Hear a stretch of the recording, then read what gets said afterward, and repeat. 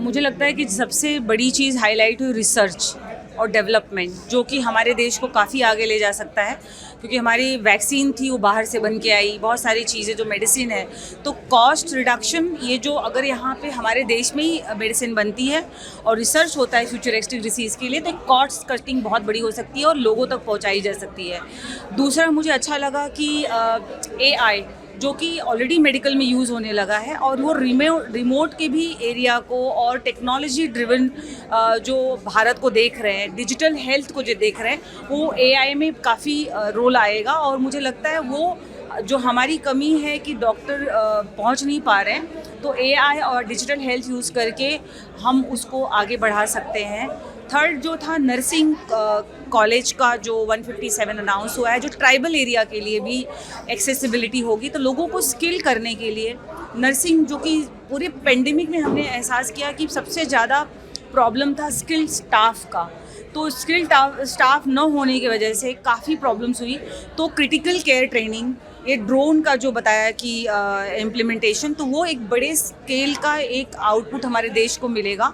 और मुझे लगता है ये प्रोग्रेसिव है, और हमें पूरे देश को लगता है कि ये आगे बढ़ने वाला है। मिडिल फैमिली को भी कंसिडरेट किया हुआ है, फूड है, जैसे गरीबों को जो कोई भूखा न सो पाए वो सा, और जितने प्रोग्राम, चाहे प्रणाम PM हो या गोवर्धन हो या कोई भी उनके जो अनाउंसमेंट है, they are sounding extremely good. तो we are very positive, and I feel कि हमें जो भी, जैसे कि मुझे लगा कि मेडिसिन पे कस्टम ड्यूटी, इक्विपमेंट पे कस्टम ड्यूटी नहीं रहना चाहिए, ताकि हम लोग अपने पेशेंट को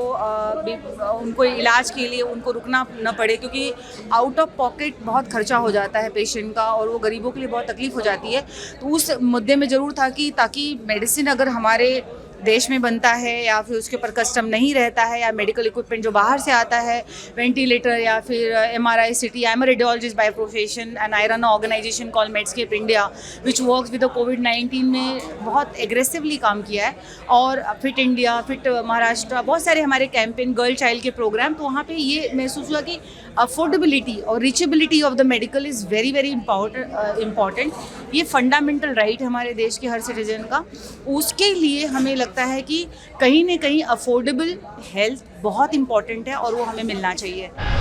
मेडिसिन के बारे में तो डेफिनेटली कुछ बताया नहीं आज के वाले बजट पे कि कौन से, मतलब इमरजेंसी या critical care, life saving medicine के ऊपर या फिर हार्ट अटैक की मेडिसिन के ऊपर क्या ड्यूटी फ्री हुआ, क्या कम हुआ, हमें I think I might missed also, पर मुझे नहीं समझ में आया। लेकिन ये ज़रूर है कि इस एरिया में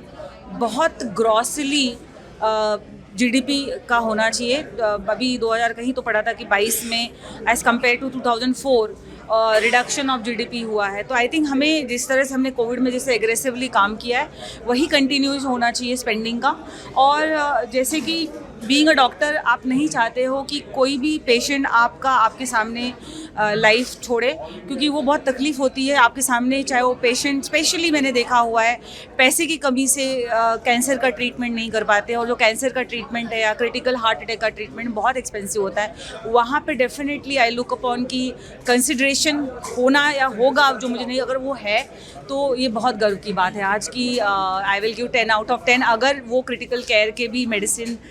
इकोनॉमिकल मिल रहे हैं और अफोर्डेबल मिल रहे हैं, तो it will be big thing. मुझे ओवरऑल जो समझ में आया है इस बजट से कि ये मिडिल क्लास के लिए था, लोअर क्लास के लिए था, और मेडिकल का, जैसे कि मैं बहुत ही कोर रेडियोलॉजिस्ट हूँ, CT MRI ये सब मशीन जो एक्चुअल कॉस्ट होता है उसका टैक्सेशन इतना ज़्यादा होता है कि आप फ्री नहीं कर पा सकते हो प्राइवेट प्रैक्टिस में। तो आप जैसे 10 पेशेंट कर रहे हो, जो हम लोग नॉर्मली 2-3 पेशेंट फ्री कर देते हैं अपने गुडविल से, but to maintain the system, to run the system, it becomes very costly. तो मुझे ऐसा लगता है वो सब क्रिटिकल केयर जो है, जो आज लाइफस्टाइल डिसीज़ बहुत ज़्यादा हो गई है, लोगों को प्रिवेंशन पे हमारा बहुत कॉन्सेंट्रेशन, जैसे फिट इंडिया मूवमेंट 8.5 ईयर हो गया हमने शुरू किया था बहुत साल पहले, तो उसमें प्रिवेंशन पे बहुत फोकस्ड है, वो मुझे बहुत अच्छा लगा। और डिजिटल जो लाइब्रेरी बोली, उसमें भी हम लोग बहुत सारे बच्चों को अर्ली एज में वेल बीइंग के बारे में एजुकेट कर सकते हैं, वो भी मुझे एक स्ट्रेंथ लगा। अब खबरें पाइए सबसे पहले हमारे मोबाइल न्यूज एप्लीकेशन पर। एंड्रॉइड या iOS प्लेटफॉर्म पर जाइए, HW न्यूज नेटवर्क को सर्च कीजिए, डाउनलोड कीजिए और अपनी सुविधानुसार भाषा का चयन कीजिए। खबरों की भीड़ में अपने काम की खबर पाते रहिए।